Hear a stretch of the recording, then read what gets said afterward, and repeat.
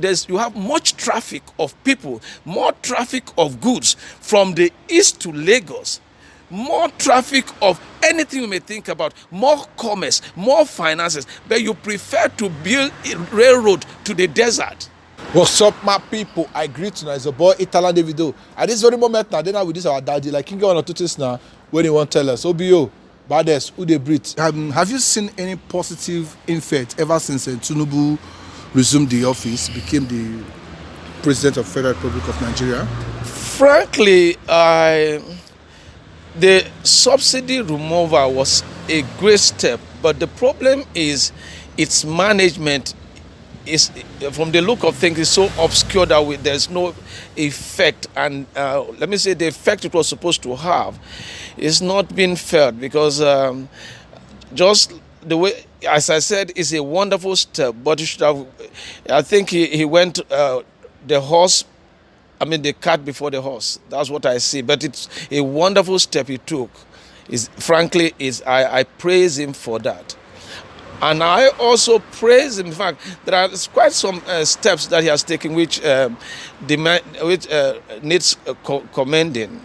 Frankly, the way he's trying to infuse into the cabinet young people is okay. It's also a good for him. But like, have you seen any positive change, like that Nigerians are benefiting from? Frankly, if that question should not be asked. When you see more people are begging, how would they say more people are looking for food? In fact, the thing that is more pathetic is the kind of economics that is run in that country, in our country. It looks as though it's a deliberate attempt to keep people in poverty, because when you're talking, you're seeing inflation going the way it is. It is natural for people to start talking about that civil servant that works in the civil service, that ordinary man, we don't see people taking that serious, because I don't know what government will see a place where prices are skyrocketing, and they don't think about that man that will pay with his little 50,000 salary, and most people don't even receive 50,000, and you will be paying 1,000 to go to work every day. By the end of 20 days, you've already spent all. In fact, I think the government should have a human face. Now, I know the issue that has talked about, there is no money, but that is one of the worst things which I've seen in the country. Can you imagine that? From what I am hearing, they are thinking about concentrating, having their focus on diaspora remittance. For goodness sake, the OPEC allocation for Nigeria. OPEC allocation for Nigeria is 1.5 as at last week. 1.5, you times it by the amount of is going a barrel, is already about 40 billion barrels, $40 billion dollars a year, which is enough to run the country. But they are not talking about that. Nobody's giving account of all the money is going. There is gas. Nobody's talking about gas, and you're looking about diaspora remittance, and it's not even accountable. I think it's a magic economy that we are running in Nigeria, or let me say Babalawa economy. That's what I can say, because there are things which are so simple, so ABC. So that's all I have to say, man. So with this kind of situation now in Nigeria, like, what do you think Nigerians should do? Like, I mean, the masses. You have, thank God for this time that there was some kind of protest and there was no gunshots. We thank God for that. The other thing about it I see in this is that we've come to the place where we need to change. First of all, the Nigerian man has got to change his mindset.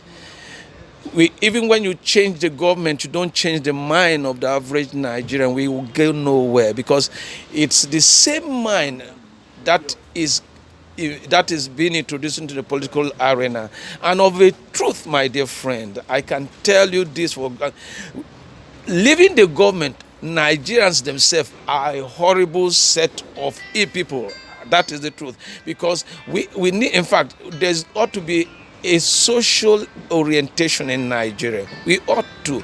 I think that should be one of the things that this government should do, to reorient the people about what is life, what is living, what is success, what is the important things in society. It's not just about money, because our society has been monetarized. That election is monetarized. Everything is monetized. Everything is monetized. Even the conscience of people are monetized.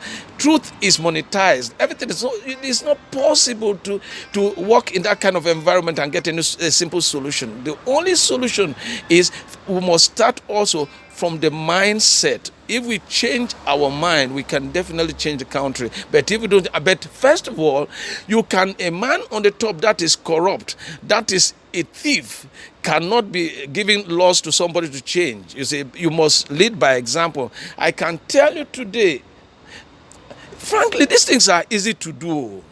Believe me. If the government decides to say, okay, everybody, in the first place, all of them who are there, whether the ministers, whether the lawmakers, they don't need all these monies that they are amassing. Me here with my little 1,000 stipendium can feed up to five persons in Nigeria, take care of my bills here, do everything and still be comfortable, happy. And they are having billions and billions. Why don't you say, okay, for 2 years or for 3 years, every person in government would not take whether allowance, whether this thing, you have your car, sell your car. These things are easy to repair, but just that they are not sincere. They don't love Nigeria. That's a simple truth. So you're kind of like talking that you should cut down the cost of governance? Everything. Even if it's possible, let them sacrifice. If they can sacrifice that, the people will be ready to sacrifice. And it's easy. Nigeria is easy to repair. Look at what I'm watching the man in Abia is doing. 8 months. So it is easy. If a place like, what do you call it? There's this young man that is in Burkina Faso. With the dryness of the place, the man is able to make an impact. What about Nigeria? Just whether it's witch, whether it's now wickedness, whether now, I don't know. Tell me, just listen, you're here. Some of us receive 800 euros a month. We'll pay house rent of 400. We're still able to take care of people in Nigeria and live happily. What do you need all these billions for? What do you need it for, my dear friend? And you will have it and you're still stealing more. They cost you. All right, sir. I think this should be my last question. I don't want to take much of your time. Okay, sir, please go closer. Like, do you have anything to say concerning the detention of Mazi Nnamdi Kanu? Yeah. It's like almost 3 years now. He's been detained, or more than. Yeah. Frankly, injustice to one is injustice to all. You see, it gives the regime or whoever in government. In fact, let me put it this way: when you violate the rule of law, you give yourself a name that may not be yours, a name a name that you are unruly, disorderly, indisciplined, you lack integrity, and no foreign investor would see that and bring his money knowing that you can annul whatever the law court says. So in essence, I think if the court, in fact, the worst thing that you could do to a country is to make mockery of the judicial system. You make a mockery of the whole country, because that is even the crux of the society. Is the fulcrum of the society, and if you make it sound as it can be manipulated, like as it's been in these days, you are indirectly killing the very foundation, destroying the very foundation that you build on. So in essence, it's been proven times and times again that he has no case to answer. Let him go. Let him go. And the truth about it, those who are afraid to let him go is because they know that there's something wrong with the society. All that this young man had been saying, yes, we are seeing it clearly. Isn't it wise? Any reasonable man would say, wow, I should have taken this man's advice. In the first place, nobody, it doesn't matter whoever wants to separate from Nigeria, nobody would say he does not like Nigeria. Even the Igbo man who is saying he wants to go, if you look at it, he's the man who likes Nigeria more than everybody. But when there's injustice, when there's so much, you giving somebody, you make somebody to look to believe he is not part of you. I am not even talking about be part of government. That is not important. There are essential things. Can you imagine that there are more you have? I've been to Nigeria many times. You have much traffic of people, more traffic of goods from the east to Lagos, more traffic of anything you may think about, more commerce, more finances. But you prefer to build a railroad to the desert when there's nothing to come about it. That the rail to Niger is, unfortunately, they don't keep accounts.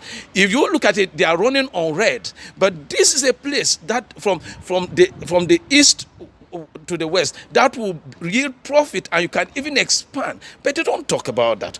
Look at. I used to do ship containers. You spend 4,000 to get a container from either from Hamburg or from Genova to Nigeria. But in Nigeria, you spend, excluding the clearance, you spend close to 4,000 to take it from Lagos to the east. What kind of thing? Then who will, now, you have places there that have seas that you can build a super, and this will bring growth to the country. But for reason that does not make you, that nobody knows. Either they are blind, they don't see the prospect that it will give jobs to young people around that axis. They don't care. So tell me, you are the one who is actually fanning the ember of secession. Okay, sir. Please come closer. Like, so all you are trying to say that Buhari building a railway to Niger, you think is a bad idea? Frankly, economically, it's not a priority. Railroads are infrastructures which are good for social development. But the truth about, you have to, as a country, you have to look at it. You have to also think about productivity. When I'm doing this thing, where is it more productive?